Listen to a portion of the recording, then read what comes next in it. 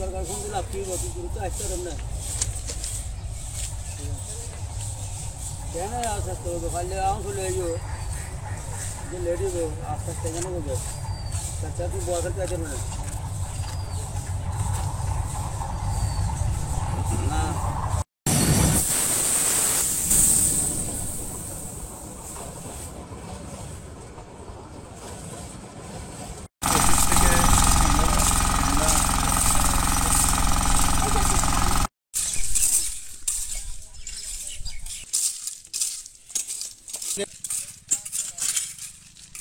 রাত 3টার দিকে মালবাহী গাড়িটা এই বগি 3টা খুলে গেছে আর কি। তো খুলে গিয়ে প্রায় সীতাকুণ্ড এরিয়া থেকে প্রায় 20 কিলোমিটার এরিয়া রেলও মানে রেল লাইন পুরো ক্ষতিগ্রস্ত হয়েছে।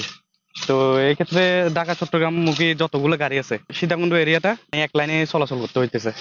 ওই যে দক্ষিণে যে পোল আছে পোল থেকে এই যে শেষের কাইয়ারে মানে ডাব্বা পড়ে গেছে, দুই ডাব্বা পিছনে আছে, এক ডাব্বা দেখি এখানে পড়ে গেছে, কাছে রয়েছে একেবারে পড়ে যায় কিন্তু ওই সামনের ইঞ্জিন গুলা সব চলে গেছে, ফিসের অ্যাঙ্গেলটা ভাঙে গেছে, এটা দেখতেছি।